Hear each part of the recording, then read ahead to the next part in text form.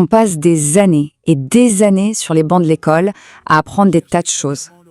Mais est-ce qu'on apprend les leçons les plus fondamentales? Celles qui nous apprennent pas à résoudre une équation, mais à vivre, tout simplement? Celles-là, elles sont souvent les grandes absentes des programmes scolaires. C'est là tout le paradoxe, non? L'école, elle nous prépare à une carrière, à un métier, mais est-ce qu'elle nous prépare vraiment à la vie? On apprend l'histoire du monde, mais on n'apprend pas à construire sa propre histoire. Il y a un fossé, un vrai fossé entre le savoir académique et la sagesse de vie. Alors, c'est ce qu'on va explorer. 5 vérités, 5 leçons de vie qui ne sortent pas des manuels scolaires, mais qui sont puisées dans une source de sagesse bien plus ancienne, la Bible.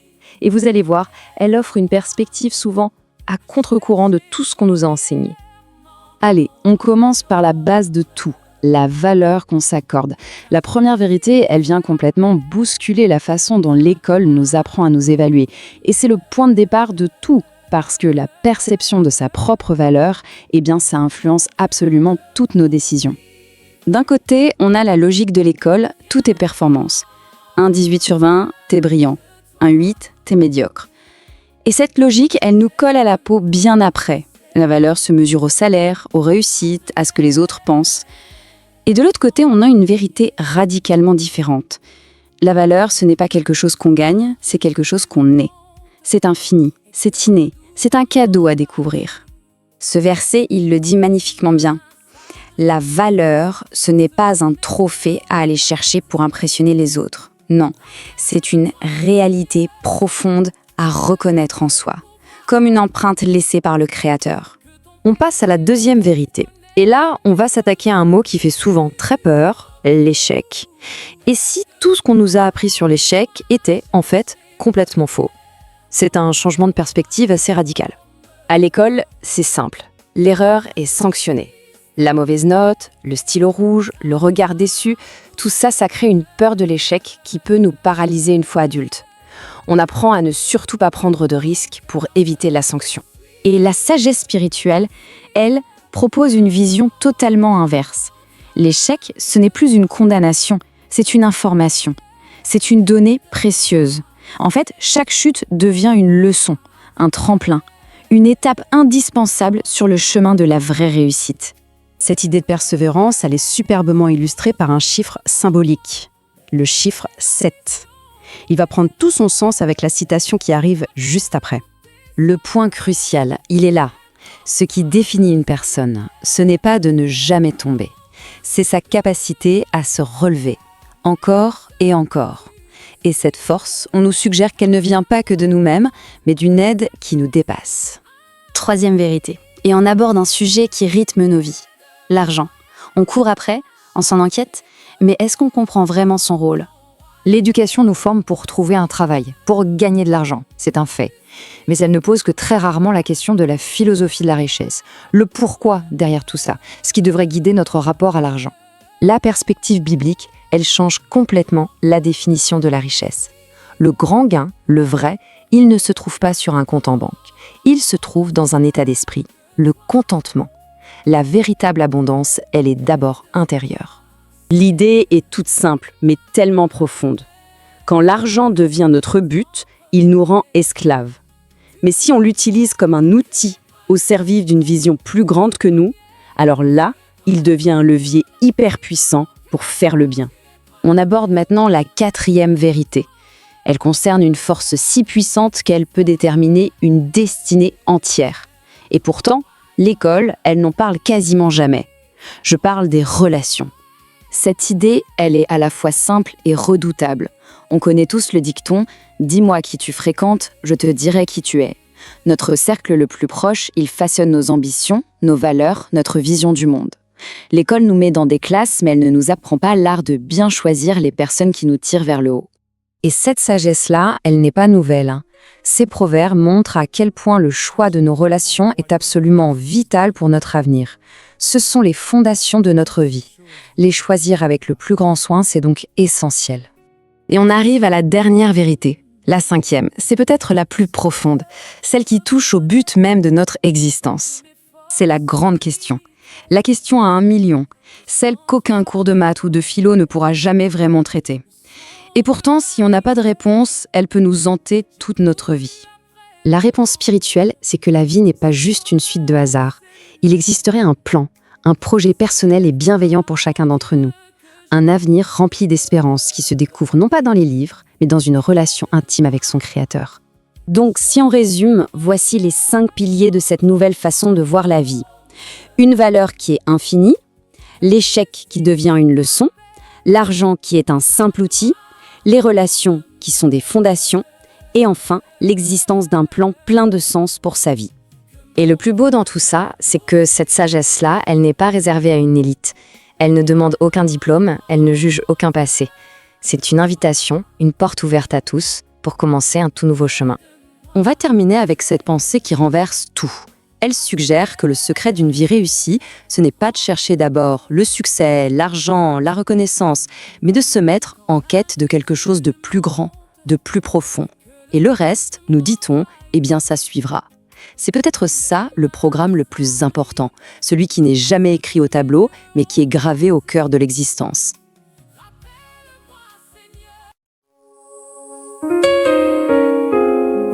Cherchez premièrement le royaume et la justice de Dieu, et toutes ces choses vous seront données par-dessus.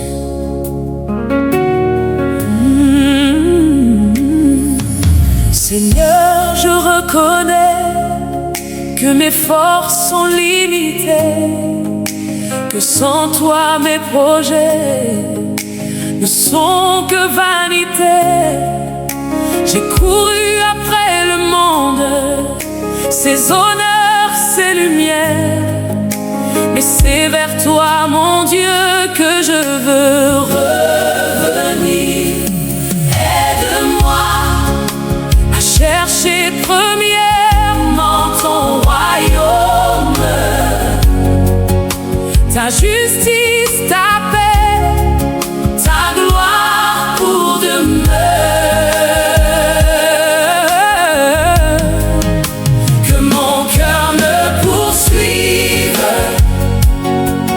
rien d'autre que toi. Aide-moi, Seigneur, à te mettre en premier. Quand l'inquiétude monte et que le doute m'envahit, quand mes mains s'agrippent à ce que mes yeux ont bâti, rappelle-moi, Seigneur, que tu pourvois à tout, que ton Père céleste connaît mes besoins jusqu'au bout. Aide-moi, aide-moi à chercher premièrement ton royaume,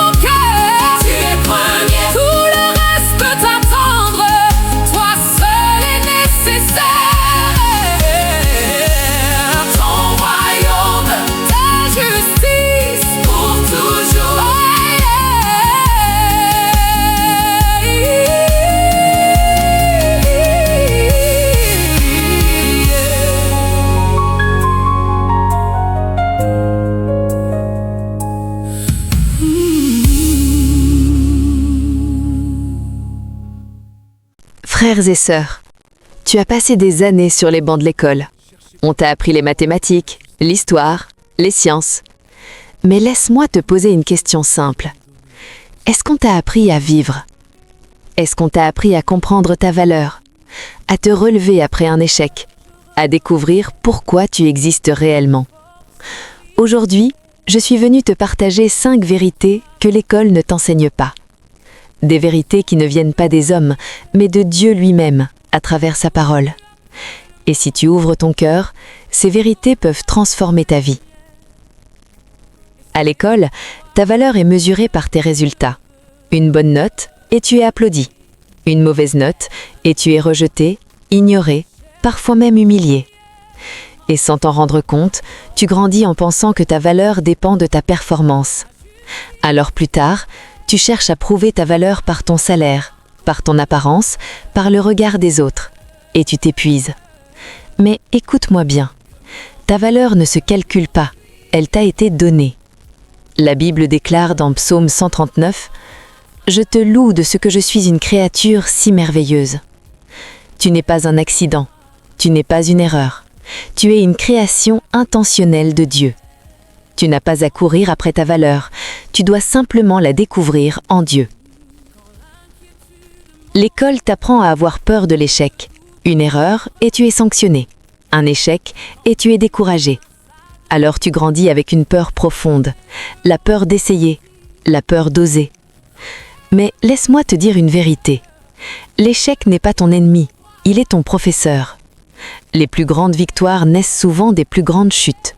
Et la parole de Dieu dit « Le juste tombe 7 fois et il se relève » Proverbe 24:16. Ce n'est pas la chute qui te définit, c'est ta capacité à te relever. Et tu ne te relèves pas seul, Dieu te relève. Chaque échec peut devenir une marche vers ta destinée si tu refuses d'abandonner. L'école t'apprend à travailler, mais elle ne t'explique pas pourquoi tu travailles. Alors beaucoup passent leur vie à courir après l'argent, pensant que c'est la clé du bonheur. Mais écoute ceci. Si l'argent devient ton objectif, tu deviendras son esclave. La Bible dit « Nous n'avons rien apporté dans le monde et nous n'en pouvons rien emporter. » 1 Timothée 6:7. L'argent n'est pas mauvais, mais il doit rester à sa place. C'est un outil, un moyen, pas une finalité. Utilise-le pour bâtir, pour aider, pour bénir. Parce que la vraie richesse, c'est une vie alignée avec Dieu. L'école ne t'apprend pas à choisir tes relations. Elle te met simplement avec des gens sans discernement. Mais dans la vie, ton entourage va te construire ou te détruire. La Bible dit « Les mauvaises compagnies corrompent les bonnes mœurs » 1 Corinthiens 15:33. Et encore « Celui qui fréquente les sages devient sage » Proverbe 13:20. Regarde les personnes autour de toi. Elles influencent ta manière de penser, de parler, d'agir. Certaines relations te rapprochent de Dieu, d'autres t'en éloignent. Choisis avec sagesse. Prie pour avoir du discernement. Parce que ta destinée est trop précieuse pour être confiée à de mauvaises relations. Voici la plus grande vérité. L'école t'a donné un programme, mais elle ne t'a jamais donné un but. Et pourtant, cette question est essentielle. Pourquoi suis-je sur cette terre? Beaucoup essayent de remplir ce vide avec le travail, les plaisirs, les relations. Mais rien ne suffit. Pourquoi? Parce que ce vide a la forme de Dieu. La Bible dit « Je connais les projets que j'ai formés sur vous, projets de paix, afin de vous donner un avenir et de l'espoir. » Jérémie 29:11. Tu n'es pas ici par hasard, il y a un plan sur ta vie. Mais ce plan, tu ne peux pas le découvrir sans Dieu.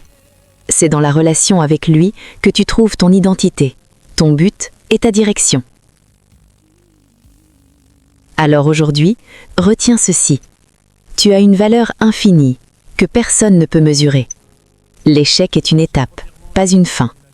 L'argent est un outil, pas ton maître. Tes relations façonnent ta vie et surtout, Dieu a un plan pour toi. Frères et sœurs, l'école peut te donner un diplôme, mais seule la parole de Dieu peut te donner une direction. La Bible dit dans Proverbe 3:5 « Confie-toi à l'Éternel de tout ton cœur. Ne t'appuie pas uniquement sur ce que tu as appris, appuie-toi sur Dieu. Parce que la vraie réussite, ce n'est pas de réussir dans ce monde, c'est de réussir ta vie avec Dieu. Si ce message t'a touché, alors ne le garde pas pour toi, partage-le. Et surtout, commence aujourd'hui à chercher Dieu, parce que c'est là que ta vraie vie commence. Ta justice